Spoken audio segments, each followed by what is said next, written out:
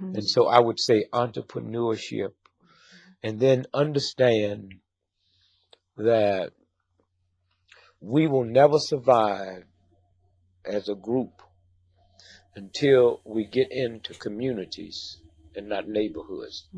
A community is, I control the police, the banks, the schools, the firefighters, and I control the flow of the money.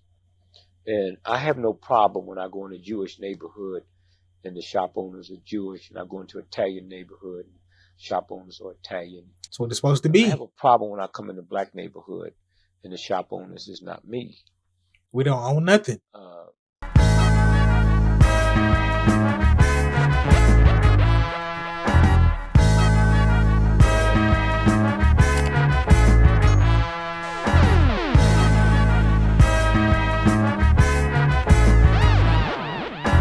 What it do, man? It's your boy 100 and we back in this. Hey, we back in this, man. Right now, we got a quick little video from Dick Gregory. It's entitled Advice to Young African Americans. You know what I'm saying? Let's tap in. When I wake up in the morning, my prayers, and I thank God I woke up. The Ku Klux Klan woke up this morning. The drug pushers woke up this morning. They did. I thank God that I made another 24 hours in the most vicious, nasty, hateful, insane nation that's ever existed, with my wits, without hating, without being bitter, without being mean. And I thank God that I survived 24 hours in that type of atmosphere, with the type of amusement and friendliness. And so I would say to young folks, don't be in a state of denial of the racism and sexism, but don't let that block you. Don't teach your children that you have to be twice as good as a white. That's an awful thing to teach a child. I just did a recent video about racism in America. You know, a lot of people are either or, like, on the scale. They're either on the denial, like it doesn't exist. There is nothing. There's nothing holding us back. We just, you know what I'm saying, do what you gotta do. And then there's the other side where it's like, man, yeah, we can't never do anything, or we can't be successful. We can't make it. We can't thrive. We can't survive because they're holding us back. And it's like, there's truth to both sides. There are certain biases, certain racial biases, certain racial obstacles, but you can prevail and you can shine regardless. Like, you can push through all that. You know what I'm saying? You are in control of your life. You are 100% in control of your life. So if you let something block you, it'll block you. If you don't let it block you, it won't. Certain things, not everything. That's like saying because you're black, white America has a right to change your dollar for 94 cents. But we used to get 50 cents, and before that we used to get nothing. Young folks have to say, we don't want more change for $1. Excuse me, we want a full dollar's change for $1, or this cash register will never ring again. Yes. I would also like for young blacks to understand that about 83% of all employment happen with small businesses. And excuse me, if you don't have a small business, then you have nobody to work for you. And I would say to young blacks, get into entrepreneurship. We will never catch up with white America till we get into business, because there's a thing called tax write-offs. Off top. And if you have a job and come together, 10 of you, and open up a corporation and have somebody run it, you hiring somebody to run it, but you have tax write-offs. 98% of people that fly first class on airplanes would not be there if that wasn't a write-off. And yet, on that first class, they gave away last year $800 million, almost $1 billion of free whiskey. But if a welfare mother asked for some apple juice for the baby, she's laughed at. That's facts, though.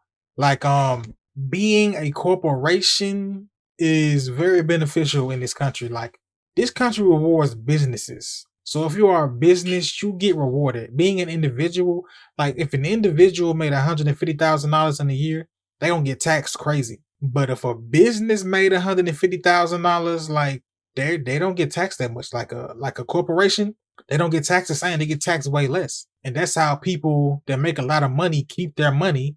And individuals that's trying to come up, they end up paying more because that's how the country's set up. The country's set up to reward businesses. So if I know that I run this business and I only pay myself $40,000 a year, I'm only getting taxed for that $40,000. The business, the corporation is gonna get taxed for however much it made. It could be $1 million, but I paid myself 40,000. I'm only gonna be taxed at 40,000. The business is gonna be taxed as a corporation for whatever it made, which is way less. The percentage is way, way, way less than an individual. You know what I'm saying? But when you was in school, what was you learning about? Christopher Columbus. I took home ec, how to bake. Like, what are we learning? It's not beneficial, man. It's not beneficial. You got to go out here and get your own independent research and get your own knowledge, man, because they not teaching everybody how to win. The information is out there though, but they're not teaching everybody how to win. And also, I liked how during the pandemic, everybody was very, very pro black business, support black business, put money into the black businesses, because we buy a lot of shit. We spend a lot of money, but we don't own a lot of nothing. So, like, when you start giving your money to other black people, it circulate within us. You circulate in the black community. Black people start living better. We thriving better. We helping each other out. We got more resources to build infrastructures and build places that's for us, by us. You know what I'm saying? It's kind of dwindling off, but we still got a little bit of that spirit going, a little bit of that spirit.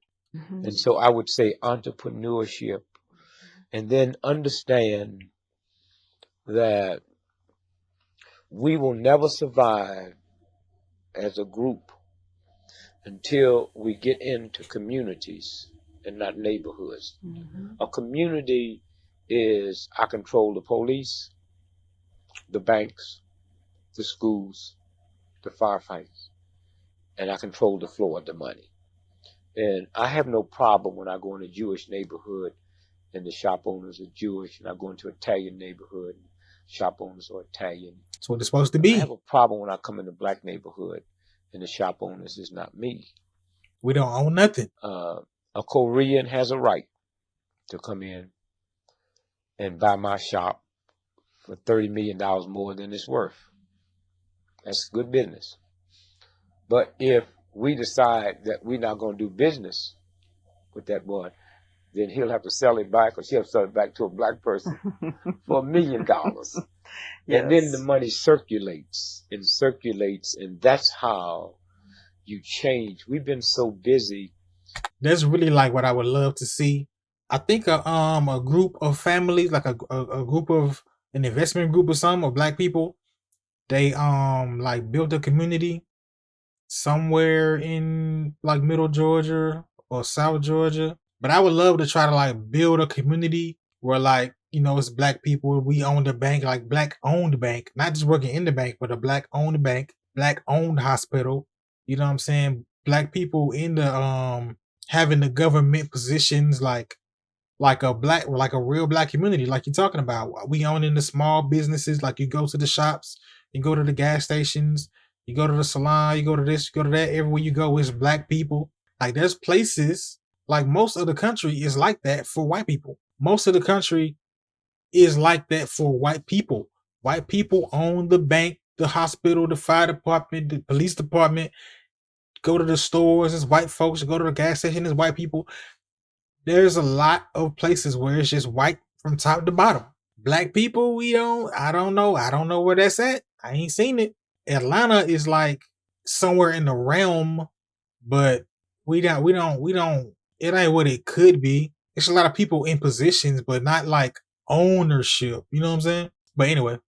Dealing with the hurt and the pain and the misery and glamorizing a hand few that have made it, that we have never really looked at, like they say, your role model. If you haven't got a role model in your house, you should fall on your knees and pray to God, because something is wrong. Yes.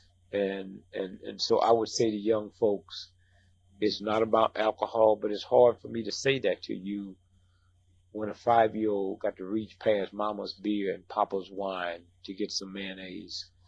I would also say to young folks that the number one drug that will wipe you out is not cocaine, it's not heroin, it's marijuana. And they deliberately make that a recreation drug, but it stays in the muscles, it stays in the blood, and it will wipe out your memory bank. And also, this is the first time in the history of TB that TB has always been known as poor folks. It's the first time that TB is not running rampant in the ghetto.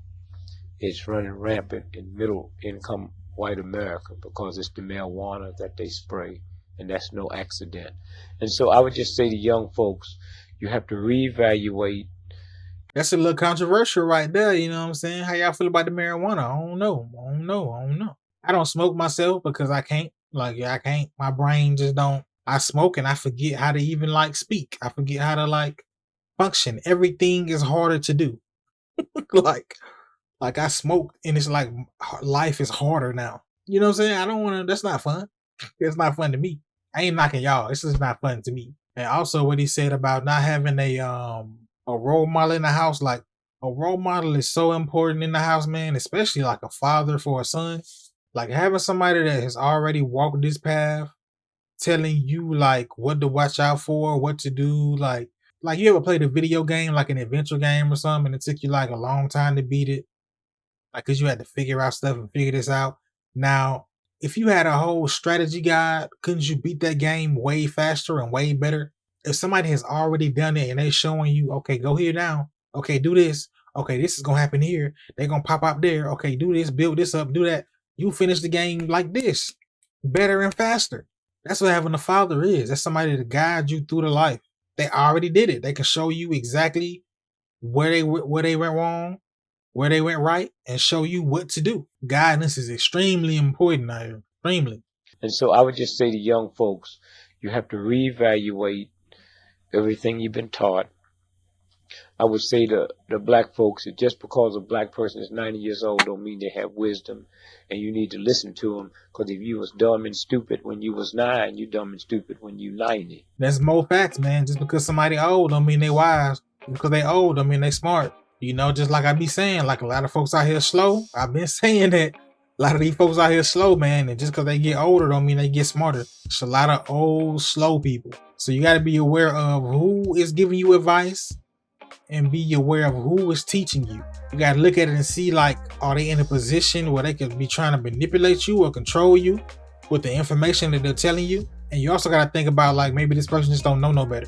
So you got to watch who's trying to give you information and watch who's trying to teach you things, because it's not always on the up and up. Some people are trying to manipulate and some people just don't know no better. But you got to be the one to decide, okay, I can take this little piece of this, take this little piece of that, or I can do my own independent research. Okay, you told me this is that. Okay, let me go do my own research to confirm what you're saying. Like, just not believing everything and going with what everybody else say. Like, I don't really be believing nothing. Like, somebody can sit and give me a whole bunch of advice and I'm gonna listen to it. I'm gonna listen. But best believe I'm going and doing my own research and doing my own reading. Like, just because you said it, I ain't going for it. Like, I'm not one of them people that read something on the timeline and be like, yep, that's it. Yep, facts. Like, nah, you said this on the timeline? Let me go dive deep and really see what's the real deal about that. Like, I don't follow trends. It's so much, like, it's so many different sayings and cliches that people don't even know the like meaning behind them. There's so many like internet clips. Like, if you actually read the whole article or watch the whole video, it's completely different in the clip. For instance, there's a phrase that people love to say. They love to say blood is thicker than water, right? Meaning blood, family, that bond is thicker than, I don't know what the water's supposed to be, right? And that should let you know right there that you don't know what the water is supposed to be, that maybe that's not the whole quote. The whole quote is, the blood of the covenant is thicker than the water of the womb. Meaning a blood covenant, a blood oath, a blood pact, a blood promise, your word, that bond is thicker than the water of the womb, meaning your family. Meaning this oath and this pledge and this pact that you pledge to, that bond is thicker than family. You feel me? Which is the opposite of what you thought it was the whole time. Milk does the body good. What's the leading cause of osteoporosis, which is weak bones? It's dairy products. Like, you got to think about what's being told to you and what's being taught to you. Do your own independent research. That's the point. But anyway, man, yeah, let me know how you feel about this in the comments below, man. Did you even tap in with Dick Gregory before we, you know what I'm saying, was laid to rest? Were you hip? I wasn't really hip. I tapped in a little bit here and there, but you know, nowadays I be like listening to like his interviews and stuff, and he was really like putting down like a lot of good information, like putting down a lot of game. Like we should have been tuned in. I'm knowing people was tuned in. I just was probably late to the little party, you know what I'm saying? But he had a lot of good information, you know what I'm saying, especially for the black people in America. A lot of good information. He wrote a book too, I believe. I might need to get that book. I might get that. But as always, you know, clothes for sale in the description. Links to the gear I use to make these videos down in the description. Social media down in the description. As you can see down bottom, I got a thanks button right now. If you want to show a little extra love, you can tap in, hit that little thanks button, show me a little extra love, you know what I'm saying? I appreciate that. But if you don't want to do that, you know what I'm saying, subscribing is free. You can subscribe right now for the free. Hold on, let me give you a little second to subscribe. Hold on right there.